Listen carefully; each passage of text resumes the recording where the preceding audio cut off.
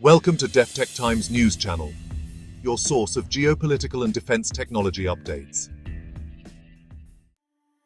Recently, the Italian aircraft carrier ITS Cavour joined France, Germany, Spain, and the United Kingdom in exercise Pitch Black 24 in Australia.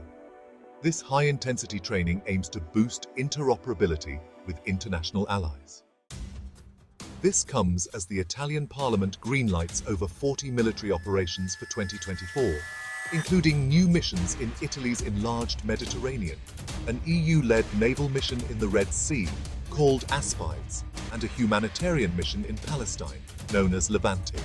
Personnel-wise, Italy stands out as the top contributor to UN military operations and the second largest to both NATO and EU missions. These moves reflect a dual-track foreign policy expansion initiated under the Draghi government from 2021 to 2022 and accelerated by the Meloni administration. Italian foreign policy has broadened beyond its traditional Atlantic, European, and Mediterranean perimeters. First, Italy is stretching the concept of the enlarged Mediterranean, extending its reach from the Sahel region of Africa to the Black Sea, including the Horn of Africa and the Arabian Sea. Here, Italy is concerned with and aims to strengthen fragile states, which are susceptible not only to crime and terrorism, but also to influence from China and Russia. These powers used economic aid and military support not just for resource extraction, but to exert control over Europe through strategic points, resources, and migration routes. To counter this, among other goals, Italy launched the Mattei Plan. It secured several African states' endorsements at the Italy-Africa Summit, held on January 28th and 29th, as well as the G7's blessing at the Borgo Egnazia Summit, held from June 13th to 15th.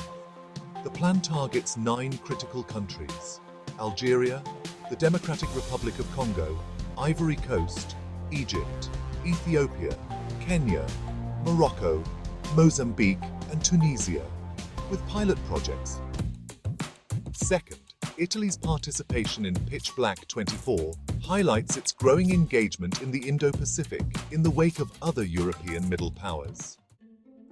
Italy joined the Global Combat Air Programme, or GCAP, with Japan and the UK.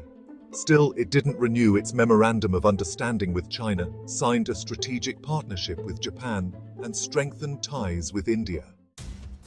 Italy is also ramping up its military presence in the Indo-Pacific, underlining its commitment to freedom of navigation operations, despite not joining US-led initiatives of the sort. The 6-month deployment of the Italian Navy's Thion di Revel-class ship, Francesco Morosini, in 2023, followed in 2024 by a 5-month deployment of the Cavour aircraft carrier group, and a similar cruise by the offshore patrol ship Montecuccoli showcases this shift. These missions are about naval diplomacy, promoting Italian industry, and engaging with NATO allies and local forces to promote interoperability, particularly with Japan. Italy also participated in the Rim of the Pacific exercise, or RIMPAC, which is the world's largest maritime warfare exercise, for the first time with a vessel. Despite this growing effort, Italy has yet to formalize a national security strategy defining its interests, objectives, resources, threats, and defense capabilities. As the only G7 country without such a document, Italy may be pressured to develop one soon if recent signals from high-level institutions are any indication.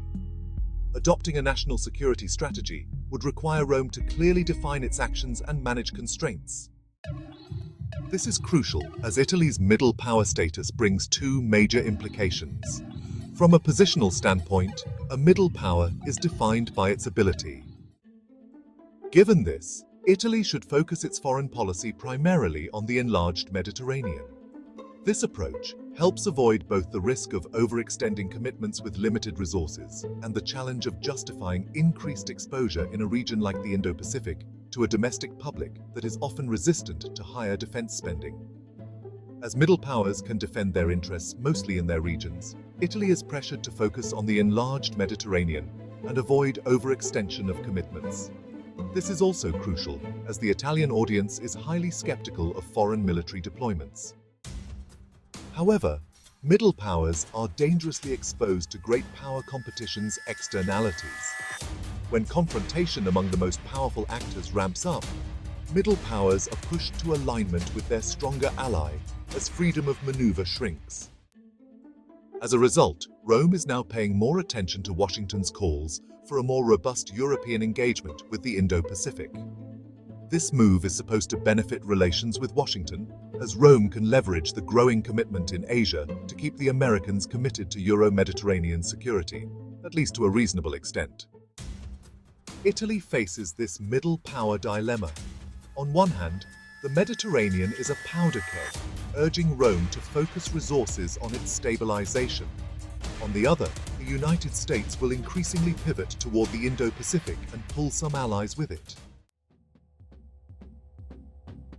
In this context, formalizing a national security strategy could enhance Italian standing, especially if it contains a global outlook as well as promote greater executive coordination. However, it might also constrain foreign policy flexibility as the document puts commitments down on paper. Alternatively, not adopting one could be a strategic choice for retaining greater freedom of maneuver and adaptability.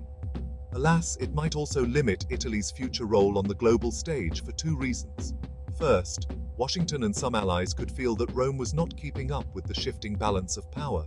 Second, national executive coordination could fall short, especially in the face of growing great power competition. So, stay informed, stay engaged, and remember to subscribe to DefTechTimes. Thanks for watching.